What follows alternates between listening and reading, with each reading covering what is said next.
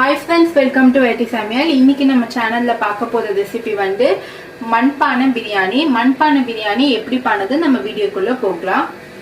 Friends, பிரியாணிக்கு வேண்டிய பட்டை, லவங்கம், ஏலக்காய் இதெல்லாம் நான் தனியா எடுத்து வச்சிருக்கேன். அடுத்து வந்து இஞ்சி பூண்டு பேஸ்ட் ஒரு 2 டேபிள்ஸ்பூன், தக்காளி ஒரு 2 தக்காளியை நறுக்கி வச்சிருக்கேன், பச்சை மிளகாய் 3 பச்சை மிளகாய், வெங்காயம் ஸ்லைஸ் பண்ணி வச்சிருக்கேன் 2 பெரிய சைஸ் வெங்காயம், புதினா வந்து ஒரு கைப்பிடி வாஷ் பண்ணி வச்சிருக்கேன். அடுத்தது அரிசி வந்து பாஸ்மதி அரிசி வந்து நான் 2 கப் பாஸ்மதி ரைஸ் எடுத்திருக்கேன், அது தண்ணியில ஊற வச்சிருக்கேன். நெக்ஸ்ட் சிக்கன் வந்து நான் ஒரு 1/2 kg எடுத்து வாஷ் பண்ணிட்டு இதை மேக்னேட் பண்ணி வச்சிருக்கேன். இதுல மிளகாய் தூள், இஞ்சி பூண்டு பேஸ்ட், அதுக்கப்புறமா கரம் மசாலா, அதுக்கப்புறமா கொஞ்சம் காஷ்மீரி மிளகாய் தூள், உப்பு, தயிர் இது எல்லாத்தையுமே சேர்த்து நான் ஒரு 1/2 மணி நேரம் மேக்னேட் பண்ணி வச்சிருக்கேன். ஃப்ரெண்ட்ஸ், இப்போ வந்து நான் தண்ணி வந்து நல்லா கொதிக்க வச்சிருக்கேன். இப்போ நம்ம வந்து மண்பானையில் செய்யறதால அரிசி வந்து அதிலேயே போட்டு செய்ய முடியாது, நம்ம டம் பிரியாணி மாதிரி தான் செய்ய போதும். ஸோ இது வந்து நான் அரிசி வேக வைக்கிறதுக்காக ஒரு 3/4 பாகம் வேக வச்சா போதும். அதுக்கு வந்து நான் தண்ணி நல்லா ஹீட் பண்ணி வச்சிருக்கேன். இப்போ இதில் ஒரு 1 டீஸ்பூன் ஆயில் ஆட் பண்ணிக்கலாம். அரிசி வந்து நம்மளுக்கு உதிரியாக வர்றதுக்காக எண்ணெய் சேர்த்துருக்கேன். இப்போ இது கூட ஒரு 3 லவங்கம் ஒரு ஃப்ளேவருக்காக ஆட் பண்ணிக்கோங்க. அதுக்கப்புறமா ஒரு 2 டீஸ்பூன் உப்பு. நீங்கள் உப்பு தண்ணியில் சேர்க்கும் போது வந்து கரெக்டாக பார்த்து சேர்த்துக்கோங்க. இது வந்து நமக்கு நல்லா கொஞ்சம் ஃப்ளேவராக இருக்கிறதுக்காக கொஞ்சோண்டு புதினா இலை சேர்க்குறேன். ஃப்ரெண்ட்ஸ், இப்போ ஒரு 1/2 மணி நேரம் ஊற வச்ச அரிசியை நம்ம சேர்த்துக்கலாம். ஏன்னா நம்மளுக்கு ஃபர்ஸ்ட் எடுத்த உடனே நீங்கள் இந்த அரிசி சேர்த்துட்டா உங்களுக்கு கிரேவி பண்ணதுக்கோ இந்த அரிசி வெந்து வர்றதுக்கோ கரெக்டாக இருக்கும். அப்போ நம்ம பிரியாணி சீக்கிரமாக டம் போட்டுடலாம். ஃப்ரெண்ட்ஸ், இப்போ வந்து நான் இதில் ஒரு 4 டேபிள் ஸ்பூன் ஆயில் ஹீட் பண்ணி வச்சுருக்கேன். இப்போ இது கூட பிரியாணிக்கு வேண்டிய எல்லா ஸ்பைஸும் ஆட் பண்ணிடலாம்.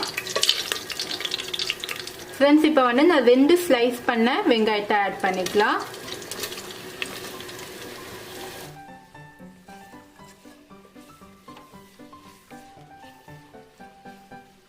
ஃப்ரெண்ட்ஸ், இப்போ வந்து வெங்காயம் வந்து நமக்கு நல்லா வதங்கிடுச்சு. இப்போ 3 பச்சை மிளகாய் ஆட் பண்ணுறேன். இது கூட இஞ்சி பூண்டு பேஸ்ட்டு ஒரு 2 டேபிள் ஸ்பூன். இப்போ இதெல்லாம் நல்லா மிக்ஸ் பண்ணிக்கலாம்.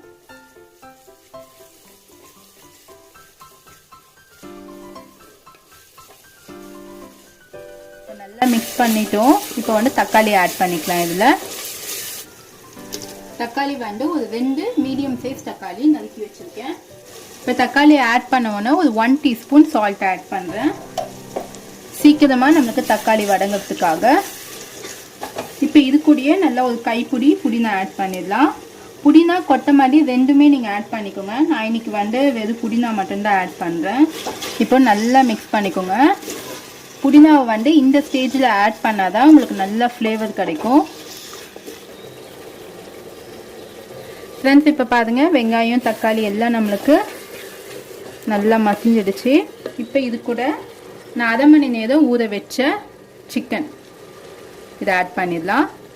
1/2 kg சிக்கனு. நம்ம பிரியாணிக்கு வேண்டிய மசாலாலாம் ஆட் பண்ணிடலாம். வெறும் மிளகாய் தூள் ஒரு 2 டீஸ்பூன் ஆட் பண்ணுறேன். நீங்கள் காரத்துக்கு ஏற்ற மாதிரி ஆட் பண்ணிக்கோங்க. ஏன்னா நம்ம வந்து காரம் வந்து அரிசிக்கும் சேர்த்து போடணும். நெக்ஸ்ட்டு காஷ்மீரி மிளகாய் தூள் வந்து கலருக்காக ஒரு 1 டீஸ்பூன், ஒரு 1/4 டீஸ்பூன் மஞ்சத்தூள், கரம் மசாலா பவுடர் அப்படி இல்லைன்னா பிரியாணி பவுடர் கூட ஆட் பண்ணிக்கலாம். நான் இது வந்து ஒரு 2 டீஸ்பூன் ஆட் பண்ணுறேன். இப்போ தனியாத்தூள் வந்து ஒரு 1 டீஸ்பூன். இப்போ இதெல்லாம் நல்லா மிக்ஸ் பண்ணிக்கலாம். நம்ம கறியிலேயே வந்து ஊற வைக்கும் போது உப்பு போட்டு நான் ஊற வச்சிருக்கேன். ஆல்ரெடி நம்ம தக்காளி வதங்கும் போது வேற உப்பு போட்டிருக்கோம். அதுக்காக இப்போ நம்ம பார்த்துட்டு அதுக்கப்புறமா உப்பு சேர்த்துக்கலாம். அரிசி வந்து நம்ம வந்து பாயில் பண்ணும்போது அதுலேயும் உப்பு போட்டிருக்கோம். அதுக்காக உப்பு வந்து நீங்கள் கவனமாக பார்த்து ஆட் பண்ணிக்கோங்க. இப்போ வந்து நம்ம 2 கப் அரிசி எடுத்துருக்கோம். 2 கப் அரிசிக்கு ஏற்ற அளவுக்கு இந்த மசாலா கிரேவியும் நம்மளுக்கு இருக்கணும். ஃப்ரெண்ட்ஸ், இப்போ எல்லாமே வந்து நம்ம மசாலா போட்டு கலந்து விட்டாச்சு. இப்போ வந்து கொஞ்சம் மூடி போட்டு குக் பண்ணலாம். அப்போ தான் நமக்கு அந்த பச்சை மசாலா ஸ்மெல்லு போகும். ஃப்ரெண்ட்ஸ், இப்போ ஓப்பன் பண்ணலாம். ஒரு 3 நிமிஷம் நான் நல்லா கொதிக்க விட்டுருக்கேன். இப்போ பார்த்தீங்கன்னா நமக்கு எண்ணெய்லாம் நல்லா பிரிஞ்சு வந்திருக்கு. இப்போ வந்து நம்ம அரிசி டம் போட போதும். இந்த கிரேவி வந்து கொஞ்சம் எடுத்து நம்ம கிண்ணத்தில் வச்சுக்கலாம். லேயராக நம்ம போட போதும்.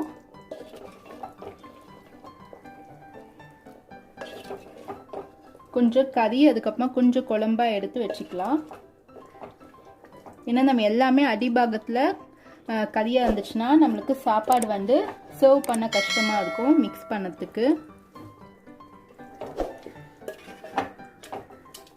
இப்போ பாருங்க, அடிபாகத்தில் கொஞ்சம் கிரேவி வச்சுருக்கேன். இப்போ இதுக்கு மேலே வந்து நம்ம ரைஸ் போட்டு அதுக்கு மேலே கறி போட்டு நம்ம லேயர் பண்ணலாம். ஃப்ரெண்ட்ஸ், இங்கே பாருங்கள், நான் அரிசியை வந்து நல்லா பாயில் பண்ணி நான் வந்து அப்படியே தண்ணியை வந்து ஸ்டெயின் பண்ணி வச்சுருக்கேன். இந்த அளவுக்கு 3/4 பாகத்துக்கு இருக்கணும். இப்படி அரிசி வந்து உங்களுக்கு உடையிற ஸ்டேஜுக்கு இருக்கணும். ரொம்ப வந்து மேஷ் ஆகிடுச்சுன்னா உங்களுக்கு அதுக்கப்புறமா பிரியாணி நல்லா இருக்காது. இப்போ நம்ம கொஞ்சம் கொஞ்சமாக இதில் ஆட் பண்ணிக்கலாம்.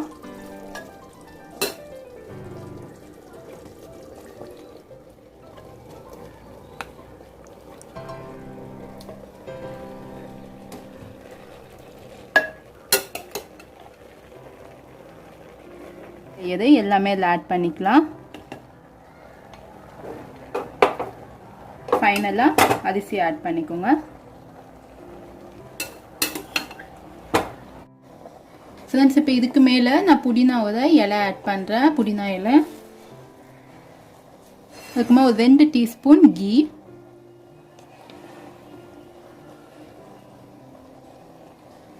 ஃப்ரெண்ட்ஸ் இந்த மாதிரி கிச்சன் கிளாத் எடுத்துக்கோங்க. இதில் வந்து இந்த லிட்டை நல்லா க்ளோஸ் பண்ணிக்கோங்க இந்த கிச்சன் கிளாத் வச்சு. அப்படின்னா அலுமினியம் ஃபாயில் பேப்பர் கூட இருந்தால் நீங்கள் எடுத்துக்கலாம். நமக்கு கிச்சன் டவல் எல்லா வீட்லையுமே இருக்கும். இப்படி ஃபுல்லாக நல்லா க்ளோஸ் பண்ணிடலாம். க்ளோஸ் பண்ணிவிட்டு கீழே வந்து டம்முக்கு வந்து ஒரு தவா வச்சிடலாம். இந்த தவாக்கு மேலே இந்த இது வச்சிடலாம். அப்போ நம்மளுக்கு வந்து ஈவனாக குக் ஆகும். ஒருவேளை உங்களுக்கு இந்த மாதிரி தவா இல்லைன்னா நீங்கள் நார்மலாகவே லோ ஃப்ளேமில் வச்சு நீங்கள் குக் பண்ணிக்கலாம். மீடியம் ஃப்ளேமில் வச்சுக்கலாம். ஒரு 20 மினிட்ஸ்க்கு அப்புறமா பிரியாணி எப்படி இருக்குன்னு பார்க்கலாம். ஃப்ரெண்ட்ஸ், ஒரு 20 நிமிஷம் ஆயிருக்கு. இப்போ வந்து நம்ம கேஸ் ஆஃப் பண்ணிடலாம்.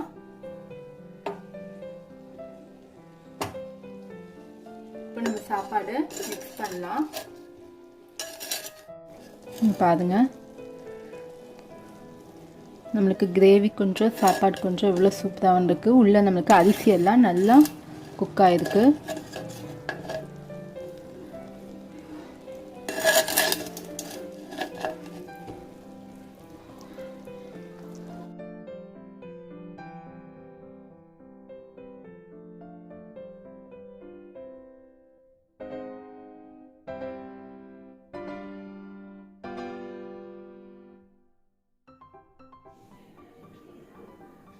ஃப்ரெண்ட்ஸ், நம்மளுக்கு இன்றைக்கி மண்பானை பிரியாணி சூப்பராக ரெடி ஆயிடுச்சு. நீங்களும் வீட்டில் மண்பானை இருந்தால் அதை கண்டிப்பாக ட்ரை பண்ணி பாருங்க. ரொம்ப சூப்பரான ஒரு ஃப்ளேவர் கிடைக்கும் பிரியாணிக்கு.